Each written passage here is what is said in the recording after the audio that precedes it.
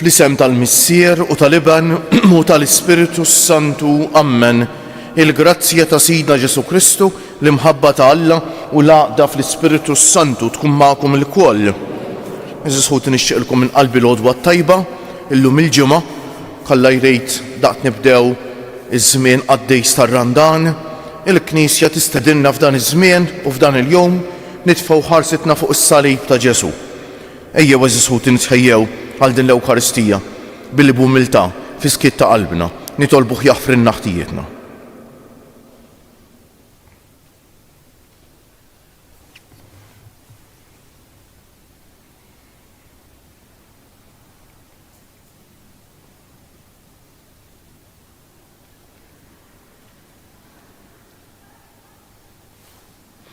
Int li lqajt b'imħabba kbira l-indiema ta' Pietru mulej ħniena. Int li wett il-ġenna lil ħallil it-tajjeb Kristu ħniena. Int li tidħol għalina midinbejn quddiem il-Missier mulej ħniena. Iħenna għalina Alla li jista' kollox jaħfrinna dnubietna u wassalna għal ħajja ta' dejjem. Sejr noffru dan is-sagrifiċċju tal-Quddiesa għall-erbieħ ta' ħutna Karlu u Charles Paċ u ħutna il-mejtin kollha tal-familji Paċ u Galja. Nitolbu.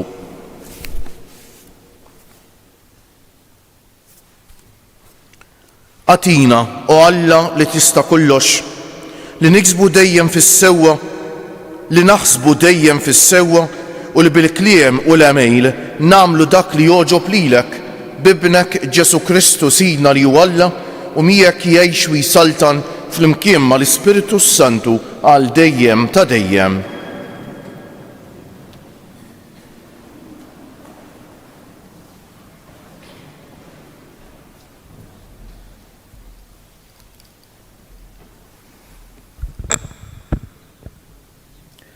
Qari mill-ktieb ta' bin Żirag, fom li jagħti gost ikattar il-ħbieb u li l-sin jitkellem tajjeb ikollu ħafna min jirrispettah. Ħajkunu ħafna dawk li jselmulek, imma wieħed f'elf dawk li jagħtuk parir. Meta tikseb ħabib, iksbu wara li tkun ġarrabtu u tkun x'maġel biex tafda fih. Għax hemm minnu ħabib meta jaqbillu u ma jaqafx miegħek dakinhar tal-għawġ tiegħek. Hemm il-ħabib li jinbidel f'għadu u bajb tiegħek jikxef li għandu tilwiema miegħek. Hemm il-ħabib li joqgħod miegħek mal-mejda imma ma jaqafx miegħek dakinhar tal-għawġ. Fit-tajjeb tiegħek ikun qisu int u b'wiċċu minn quddiem jikmanda lill-qaddej tiegħek. Imma jekk tkun magħkus idur kontrik u jinħeba minn quddiem wiċċek. Inqata' mill-għedewwa tiegħek u oqgħod b'seba' għajnejn fuq ħbiebek. Kun sod il-ħabib ta' min jafda fih u min isib wieħed ikun sab teżor. Ma tibdlu ma xejn ħabib tafdaħ u ma għandekx kejl biex tkun taf xi jfessi jsarraf. Duwa tal-ħajja ħabib tafdaħ u jsibu min jibża minn Alla. Min jibża mill-mulej imexxi tajjeb il-ħbiberija tiegħu u kif ikun hu ikun ħabibu. Il-kelma tal-mulej. Mexxini mill-modija tal-kmandamenti tiegħek. Mexxini mill-modija tal-kmandamenti tiegħek. Imbierek il-mulej, għallimni l-kmandamenti tiegħek. Bil-kmandamenti tiegħek irrid nitaxxaq. Qatt ma ninsa l-kelma tiegħek. Flimkien, mexxini mill-modija tal-kmandamenti tiegħek. Iftaħ li għajnejja biex nara l-eġubijiet tal-liġi tiegħek. Femni triq tal-praċetti tiegħek biex naħseb fuq l-eġubijiet. Flimkien, mexxini mill-modija tal-kmandamenti tiegħek. Femni biex inħares il-liġi tiegħek u nagħmilha b'qalbi kollha. Mexxini mill-modija tal-kmandamenti tiegħek għax fija nsib l-għaxqa tiegħi flimkien mexxini mill-modija tal-kmandamenti tiegħek. Alleluja, alleluja.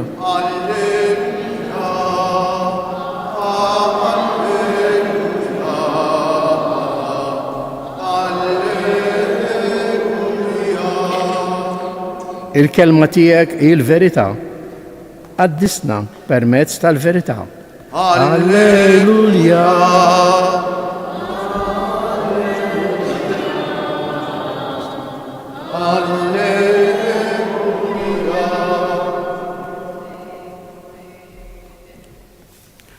Il-mulej ma'kom. Qari mill-Evanġelju mqaddes skont San Mark. F'dak iż-żmien Ġesu telaq minn Kafarnaum u mar fl-art tal-Ludija lem mill-Ġordan u n-nies mill-ġdejt inġabret madwaru u hu kif kienet id-drawwa tiegħu reġa' qabad jallimhom. Resqu xi Fariżej lejh u biex iġarbuh staqsewh jekk raġel jistax jitlaq lil martu weġibhom u qal: x'ordnalkom Mosè? Qalulu: Mosè tal-permess li wieħed jagħmel il-kitba tad-divorzju u jibata. Imbagħad weġibhom Ġesu: minħabba l-ebusija ta' qalbkom kitbilkom dan l-ordnej? Iżda sa mill-bidu tal-ħolqien Alla għamilhom raġel u mara. Għalhekk mela raġel iħalli lil missieru u l-ommu u jingħaqad ma' martu u t-tnejn isiru ġisem wieħed. Għalhekk mhumiex iżjed tnejn imma ġisem wieħed. Mela dak li għaqqad Alla m'għandux jifirdu l-bniedem. X'indaħlu d-dar id-dixxipli reġgħu staqsew fuq dan. U hu qalilhom: min jitlaq lil martu u jiżżewweġ oħra ikun ħati ta' adulterju kontra l-ewwel waħda. U jekk mara titlaq lil żewġa u tiżżewweġ ieħor tkun ħatja ta' adulterju. Il-kelma tal-mulej it-tifħir lilek Kristu. Bit-tagħlim tal-Evanġelju nitnatfu minn nubietna.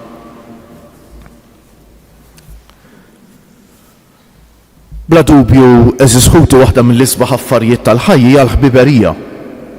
Il-ħbiberija ġenwina.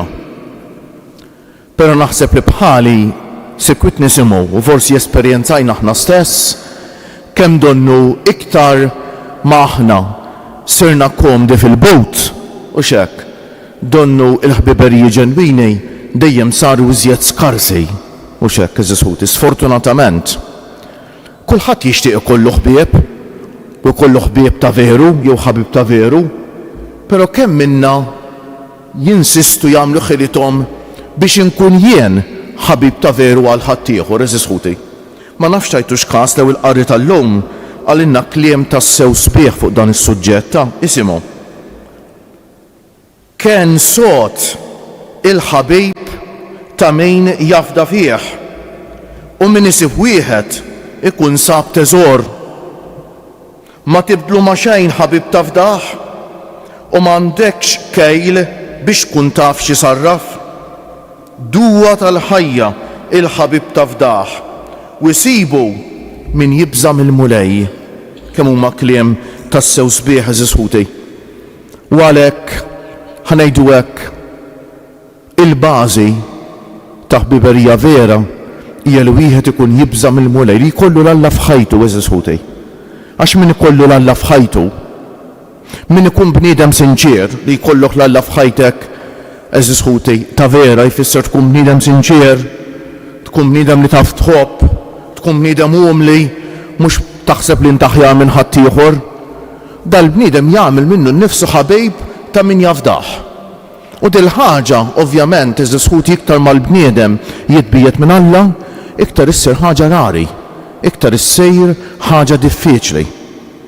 Għalhekk eżisħuti l-ewwel nett l-ewwel tagħlima tal-Vanġelu tal-lum ejjew mhux biss nixtiequ li jkollna ħabib jew ħbieb ta' vera, hija xi ħaġa tant sabiħa, nagħmel minn innifsi ħabib ta' veru, inkun jien ħabib ta' veru għall-oħrajn eżisħuti. U dan iwassalna l-Vanġelu tal-lum Vanġelu diffiċli ta'. U x'hekk, mela x'ġara fil-Vanġelu tal-lum? Resqu l-Fariżej u biex ifixklu lil Ġesu jistaqsuh fuq iż-żwieġ u x'hekk. U Ġesu jgħidilhom x'ordna għalkom Mosè. Huma jgħidulu Mosè għandna l-permess li wieħed jagħmel il-kitba tad-divorzju. Dan ifisser iżisħut il Mosè ta' il-permess tad-divorzju le. Mhux hekk tfisser. Mosè irregola dak li kien qed isir abbuż minnu. X'kien l-abbuż? Mela f'soċjetà maskelista, jiġri fejn ir-raġel kien kollox u l-mara sfortunatament ma kienet meqjusa xejn. Ir-raġel jekk kien fettillu ikkeċċil l-martu kien ikeċċija. Eżis ħuti, fi żmien Mosè qegħdin ngħidu hekk, kien ikeċċija. U jekk din mara tmur, mhux qed ngħidu li hu sewwa, imma kien jiġri qed ngħidu fatt. Din mara tmur issib raġel ieħor. L-ewwel wieħed kien jakkuża b'adulterju u kienet tiġi mħaġġra mhix ċajt eżis ħuti ta'. Allura Mosè talabhom li min ikeċċi l-martu irid jagħtiha l-kitba li kien hu li keċċija biex hi kollha xturi, biex ma tiġix akkużata wara li qalbita biex niftehmu kif ngħidu bil-Malti lill-ewwel wieħed u x'hekk. Però Ġesu jgħidilna ċaru tont. U x'hekk, smajtuh fl-Evanġelju tal-lum. Minħabba l-ebusija ta' qalbkom li kitbilkom dan l-ordni. Iżda sa mill-bidu tal-ħolqien Alla għamilhom raġel u mara. Għalhekk meta r-raġel iħalli lill-missieru u l-ommu jingħaqad ma' martu, it-tnejn isiru ġisem wieħed. Għalhekk mhumiex iżjed tnejn imma ġisem wieħed. Mela dak li jgħaqqad Alla m'għandux jifirdu l-bniedem. Eżis ħuti ta' diskors m'għandniex nużawh biex ngħidu x'jgħid għal ħadd ieħor. Imma kull min irid jersaq għal ħajja miż-żewġa li jeżis ħuti vokazzjoni sabiħa immens ta'. Il-ħajja miż-żewġa hawnhekk nagħmel appell liż-żgħażagħ li jħossuhom sejħna żwieġ ma jaqtgħux qalbhom. Għax waħda mill-isbaħ affarijiet li wieħed jista' jagħmel fil-ħajja hija li jidħol għal ħajja tal-familja. Iż-żwieġ u l-familja, waħda mill-isbaħ affarijiet li wieħed jista' jagħmel fil-ħajja. U għalhekk nerġa' ngħid iż-żgħażagħ m'għandhomx jaqtgħu qalbhom, però l-bażi ta' kollox x'għandu jkun. Dak li smajna fl-ewwel qari u x'hekk. Li wieħed ikun jibża mill-mulej. Il-ħajja miż-żewġa skont il-qalb tagħha hija possibbli. Però x'inhuwa importanti li wieħed ikollu f'qalbu l-Alla. Fejn m'hemmx Alla l-ħajja miż-żewġa mhijiex possibbli. Eżis ħuti. Fejn m'hemmx il-biża' Alla. Fejn wieħed jgħix kif ifettillu kif jaqbillu. Fejn wieħed ipoġġi l-interessi tiegħu u x'hekk qabel ta' kulħadd saħansirta ta' martu jew ta' żewġu jew ta' wliedu, allura mhux bil-fors tkisser il-familja eżis ħuti. U l-egoiżmu ta' żmien tal-lum li qed iwassal li l-familja titkisser, mhux għax il-familja mhix possibbli skont il-qalb tal-eżis ħuti. U għalhekk illum minn qalbi nixtieq nitlob ħafna l-familji, nixtieq nitlob ħafna żgħażagħ biex ma jaqtgħux qalbhom il-ħajja ta' żwieġ li hija vokazzjoni, hija sejħa minn Alla, sejħa sabiħa immens. U nixtieq nitlob anke għal dawk li l-familja tagħhom tkissret. L-ewwel nett biex ma niġġudikawhomx. Dak jaraw huma quddiem Alla u x'hekk is-sitwazzjoni tagħhom u x'hekk. It-tieni nett biex nixtieq ngħid lil dawk li jħossuhom sejħa l-ħajja ta' żwieġ biex ma jidħlux moħħhom u x'hekk dik ngħidula l-mentalità divorzista u iwa worse comes to worse hemm dik it-triq out. Eżis ħuti il-koppja miż-żewġa li temmen falla u temmen fl-imħabba kull problema tkun kapaċi taffronta u ssolvija. Però jekk il-koppja ma temminx fl-imħabba tal-Alla allura ejjew għalhekk eżis ħuti llum. Nitolbu ħafna ta' biex mill-ġdejt is-soċjetà tagħna Malta għawdex id-dinja temmen fiż-żwieġ u l-familja maħluq minn Alla bħala wieħed mill-isbaħ rigali li tal-bniedem. Alla li jrid li r-raġel u l-mara jħobbu lil xulxejn, Alla li jrid li l-ulied ikunu maħbuba mill-ġenituri tagħhom u l-ġenituri wkoll isibu l-imħabba ta' wliedhom. Din hija grazzja kbira li jagħti l-mulej u li jalla is-soċjetà tagħna u kull soċjetà tibqa' toss u toss bil-qalb. Għax fejn tonqos dejn, allura mbagħad jiżdiedu ħafna u ħafna problemi. Kjoġobkom immu bil-bieqfa. Jekk l-arf tal-bniedem jgħidilna li l-ħbiberija hija teżor prezzjuż, l-arf ta' Alla jfakkarna li l-bidu ta' kull tieba huwa Alla nnifsu li jħobbna b'imħabba bla qies. Nintelqu fidajh u nitolbuh bil-fiduċja fil-waqt li ngħidu mulej għati mħabba ħajja lil poplu tiegħek flimkien, mulej għati mħabba ħajja sabiex il-Knisja tkun fid-dinja il-ġemma ta' dawk li jħobbu dejjem aktar lil xulxejn. Nitolbu mulej għati mħabba ħajja lil poplu tiegħek sabiex dawk li għandhom id-dmejr li jiġġudikaw lill-oħrajn skont il-liġi tal-pajjiż iwettqu l-ħidma tagħhom b'ħafna ħniena u modrija. Nitolbu mulej għati mħabba ħajja lil poplu tiegħek sabiex l-irġiel u n-nisa separati iduqu fl-imħabba ta' dawk ta' madwarhom it-tieba tal-mulej. Nitolbu mulej għati mħabba ħajja lil poplu tiegħek sabiex din l-Ewkaristija tnaddaf lil qalbna minn kull ġibda ħażina u tagħmilna nixbħu dejjem aktar lil Kristu fl-imħabba. Nitolbu mulej għati mħabba ħajja. Ħa nitolbu llum eżisħuti biex narfu li kemm tkun sabiħa l-ħajja jekk ikonna l-Alla f'ħajjitina. Min ikollu l-Alla f'ħajtu mbagħad il-ħbiberijej veri jkunu possibbli. Il-ħajja miż-żewġa skont il-qalb ta' Alla tkun possibbli eżisħuti. Għalhekk nitolbu bil-qalb biex nieħdu l-ħajja spiritwali tagħna u r-relazzjoni tagħna mal-Alla b'serjetà kbira. Nitolbu għal paċi fid-dinja eżisħuti mod speċjali fil-postijiet fejn hemm il-gwerer. Nitolbu il-mulej biex jieqfu l-inġustizzja tal-faqar li jeżisti fid-dinja li huwa inġustizzja li ħoloq għall-bniedem eżisħuti. Nitolbu għall-familji kollha, għall-familji li għaddejjin minn xi diffikultà bħalissa. Nitolbu għaż-żgħażagħ tagħna biex ma jibżgħux mis-sejħat li jagħmlilhom il-mulej jekk hux ta' ħajja miż-żewġa, jekk hux ta' ħajja saċerdotali, jew inkella reliġjuża jew missjonarja, jew is-sejħa li jagħmlilhom il-mulej.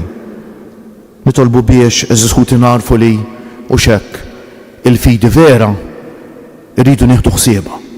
U nieħdu ħsieb tal-fidi tagħna billi nieħdu ħsieb, nieħdu bis-serjetà talb, eżisħut il-quddiesa tal-ħadd tal-inqas ta' kien nistgħu wkoll fost il-ġimgħa li xle l-qrar eżisħuti. Il-qrar li laqgħana magħna nfusna ta' flimkien ma' Alla nidħlu f'qalbna u naraw ftit x'inhu jiġri ġewwa fina eżisħuti u r-raba l-karità tal-proxmu. Dawn huma l-erba' affarijiet l-iktar importanti fil-ħajja tan-nisrani ta' ftit tat-talb kuljum il-quddiesa l-qrar u l-karità. Il-ħajja tan-nisrani tinbena fuq affarijiet sempliċi eżisħuti. Nitolbu wkoll il-mulej biex hekk f'dan iż-żmien sabiħ li ġej tar-Randan żmien ta' grazzja ta' bilħaq aħna bħala Knisja noqorbu dejjem aktar lejn il-mulej u nwasslu lil Ġesu kull fejn inkunu. Fis-skiet ta' qalbna nofru t-talbiet tagħna lill-mulej.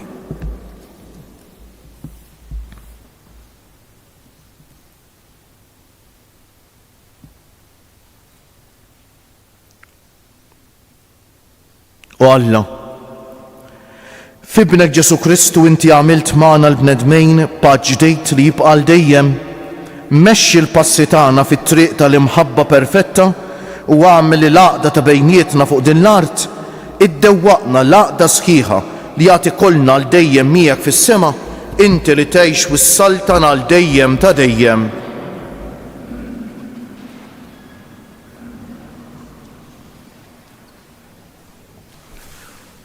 Imbierek int, mulej Alla tal-ħolqien kollu, għax fit-tjubitek tajtna l-ħobs li qegħdin nofrulek frott tal-art u xogħol il-bniedem li minnu jsir għalina il-ħobs tal-ħajja. Imbierek Alla għal dejjem. Bil-misteru ta' dan l-ilma u imbejt ikollna sem fin-natura divina ta' Kristu kif hu jissieħeb magħna fin-natura tagħna l-bnedmin. Imbierek int, mulej Alla tal-ħolqien kollu, għax fit-tjubitek tajtna l-imbejt li qegħdin nofrulek frott tad-dielja u xogħol il-bniedem li minnu jsir għalina x-xorb tar-ruħ. Imbierek Alla għal dejjem. Il-qana mulej Alla tagħna qumli u niedma quddiemek u għamel jkun jogħġbok dan is-sagrifiċċju li sejrin nofrulek. Naddafni mulej minn żunitej u d-dnub tiegħi neħili. Itolbu ħuti biex is-sagrifiċċju tiegħi u tagħkom ikun jogħġob lill-Alla l-Missier li jista' kollox.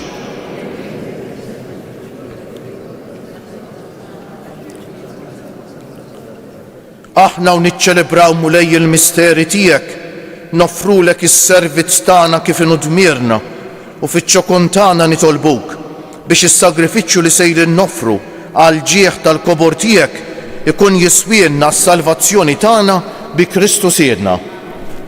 Il-mulej magħkom. Narfew lubna l-fuq. Niżżu ħajr lill-mulej Alla tagħna. Sewwa u xieraq tas-sew missier Qaddejs, tajjeb u taġid tas-salvazzjoni tagħna li dejjem u kullimkien inroddulek ħajr bibnek il-Għażiż Ġesu Kristu, il-Verb tiegħek li bih għamilt kollox, li inti battulna bħala Salvatur u Feddej, magħmul bniedem mill-Ispiritu Santu u mwielet minn Marija Verġini. Huwa temm ir-rida tiegħek u kiseb għalik poplu Qaddejs u fil-passjoni tiegħu fetaħ idejh fuq is-salib biex iħollna mill-irbit tal-mewt u jurina l-qawmien għall-ħajja. Għalhekk flimkien mal-anġlu u l-qaddisin kollha inxandru l-glorja tiegħek u bleħen wieħed intennulek. Qaddejs, Qaddejs, Qaddejs, mulej Alla tal-eżerċti, is-smawiet u l-art mimlija bil-glorja tiegħek. Osanna.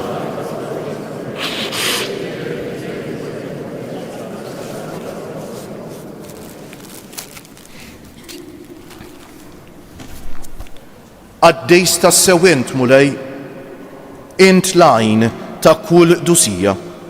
Qaddes għalhekk nitolbuk dawn l-offerti bil-barka tal-Ispiritu tiegħek biex isiru għalina l-ġisem u d-demm ta' Sidna Ġesu Kristu, li meta kien sejjenata biex minn raj ħibati ħal ħobż radd il-ħajr qasam tal id-dixxipli tiegħu u qal: ħudu u kulu il-koll minn dan, għax dan huwa ġismi li jingħata għalikom.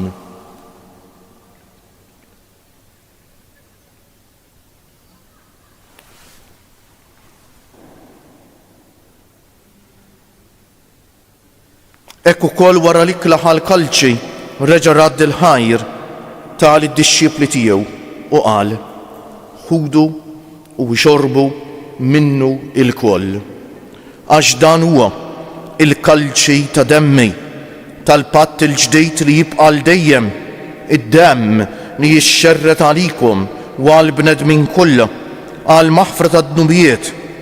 Għamlu dan b'tifkira tiegħi.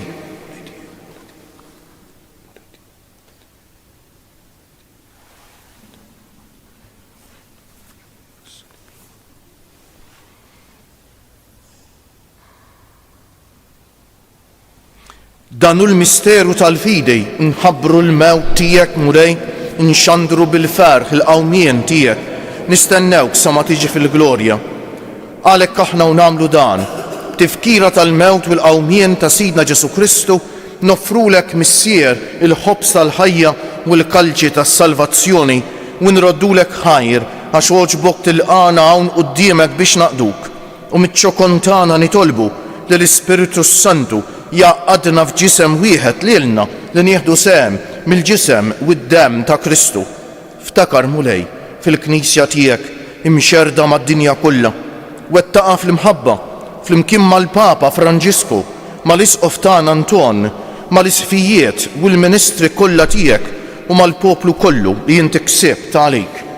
Ftakar ukoll f'ħutna li raqdu bit-tama tal-qawmien, ma speċjali llum qegħdin nitolbu għall-irwieħ ta' ħutna Karlu u Charles Paċ u l-mejtin kollha tal-familji Paċ u Galja. Ftakar fil-mejtin kollha, daħħalhom quddiemek fid-dawl tas-sebħ tiegħek. Ħenn għalina l-koll nitolbuk. Għati lilna wkoll il-wirt tal-ħajja ta' dejjem, flimkien mal-Verġni Mqazza, Alla u tagħna Marija, mar-raġel ġus tagħha San Ġusepp, mal-Apostlu u l-Qaddisin kollha li jgħixu fil-ħbiberija tiegħek sa mill-bidu tad-dinja. Għamel li magħhom infaħruk u insebħuk b'Ġesu Kristu ibnek. Bi Kristu ma' Kristu u fi Kristu jingħata lilek Alla missier li tista' kollox flimkien mal-Ispiritu Santu kull ġieħ u glorja għal dejjem ta' dejjem. Eżis ħuti fid-dinja kulħadd jaf li l-mħabba sabiħa, li l-familja sabiħa u x'hekk. Però għaliex ma naslux li nħobbu verament il-xulxejn? U għaliex il-problemi li jinħolqu ħafna drabi? Għaliex fil-waqt li nafu li l-mħabba sabiħa u l-familja sabiħa mingħajr Alla mingħajr Ġesu ma jirnexxinniex nħobbu lil xulxejn, eżis ħuti. Mingħajr Alla mingħajr Ġesu l-bniedem ikun egoist, jaħseb biss fih innifsu. Allura waqt li ngħidu t-talba tal-missierna llum ejjew nitolbuh il-Mulej jagħtina grazzja li din it-talba mhux biss ngħiduha ngħixuha l-ewwel qabel kollox, ngħiduha u ngħixuha fil-ħajja tagħna, hekk il-ħajja tkun sabiħa, hekk il-ħajja tagħna tkun verament bis-sens, ngħidu bil-qalb flimkien. Missierna li inti fis-smawiet jitqaddes ismek, tiġi salnatek, ikun li trid int kif fis-sema u hekk fl-art. Ħobżna ta' kuljum agħtina llum, aħfrilna dnubietna bħalma naħfru lil min ħati għalina u la ddaħħalniex fit-tiġrib, iżda eħlisna mid-deni. Eħlisna nitolbuk Mulej minn kull deni. Atina fit-tieba u l-ħnina tiegħek il-paċi fi żmienna biex inkunu ħielsa dejjem mid-dnub u mħarsa minn kull inkwiet aħna u nistennew u nittamaw ilena u l-miġja tas-Salvatur tagħna Ġesu Kristu. Mulej Ġesu Kristu li jgħid lill-Apostli tiegħek inħallilkom is-sliem, nagħtikom is-sliem tiegħi. La tħarisx lejn nubietna, iżda ħares lejn il-fidi tal-Knisja tiegħek. Għatija s-slimu laqda li inti trid fija, inti li tgħix wis-saltan għal dejjem ta' dejjem. Il-paċi tal-Mulej tkun dejjem magħkom. Għatu l-paċi lil xulxejn. Il-ġisem flimkien mad-demm ta' Sidna Ġesu Kristu jkunu jiswew lilna li ser nitqarbnu bihom għal ħajja ta' dejjem. Ħaruf talla li tneħħi d-nubiet tad-dinja ħenna għalina. Ħaruf talla. Ħaruf talla li tneħħi d-nubiet tad-dinja tina l-paċi. U lej Ġesu Kristu bin Alla l-ħaj bil-mewt tiegħek kif rid minnek il-missier u bil-ħidma tal-Ispiritu Santu inti tajt il-ħajja lid-dinja b'dan il-ġisem u d-demm qaddis tiegħek eħlisni minn ħtijieti kollha u minn kull ħażen, żommni dejjem fidej lejn il-kmandamenti tiegħek u tħallini qatt ninferet minnek. Danu l-ħaruf talla, danu Ġesu li jneħħi d-nubiet tagħna u tad-dinja kollha ħenjin dawk li huma mistiedna għall-ikla tal-ħaruf. Mulej ma jistħoq li tidħol taħt is-saqaf tiegħi. Żdejt kelma waħda u ruħi il-ġisem ta' Kristu iħarisni għal ħajja ta' dejjem. Amen.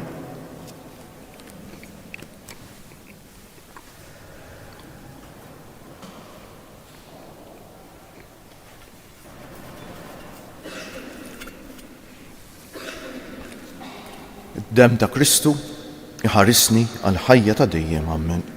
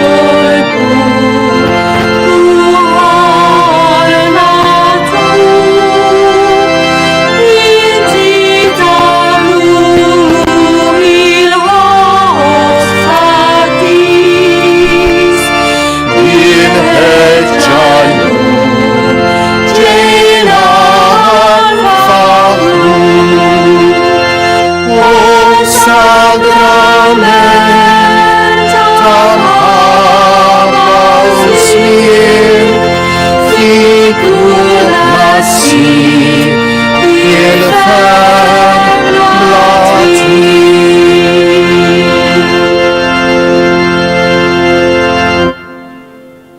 Illum il-ġimgħa eżis ħuti San George Preka kien jgħidilna li s-salib u l-ktieb il-kbejjer għax ħan inħarsu lejh nitalmu dak li l-ebda ktieb tad-dinja ma jista' jgħallimna. Nitalmu t-tagħlim tal-ħajja, nitalmu l-imħabba. Eżis ħuti nqumu bil-wieqfa u nsellmu lil Ġesu msallab billi ngħidu bil-qalb. Nadurawk, o Ġesu imberkuk. Nadurawk, o Ġesu imberkuk. Nadurawk, o Ġesu imberkuk. Nitolbuku Alla li tista' kollox biex niksbu l-frott tas-salvazzjoni li tagħha rċivejna r-ran fil-misteri qaddisa li ċċelebrajna bi Kristu siedna. Ħanejdu issa it-talba li talbit Nomna Marija meta kelmet il-Karmni Grima fil-kappella u xek ta' Tapinu. 3 Marjiet ġieħ 3 ijiem lil ġisem Tomna Marija dan fil-qabar u llum nixtieq nofru mal-familji kollha u anki għal dawk li forsi għaddew minn xi diffikultajiet jew għaddejjin minn xi diffikultajiet fil-ħajja ta' żwieġ u biex eżis ħuti kull familja tfittex li fiċ-ċentru tagħha jkun hemm Ġesu. Għax Ġesu jiżgura li l-qalb tal-bniedem tibqa' qalb mimlija mħabba. Sliem għalik Marija, bil-grazzja mimlija l-mulej miegħek, imbierka inti fost in-nisa u imbierek il-frott tal-ġuf tiegħek Ġesu.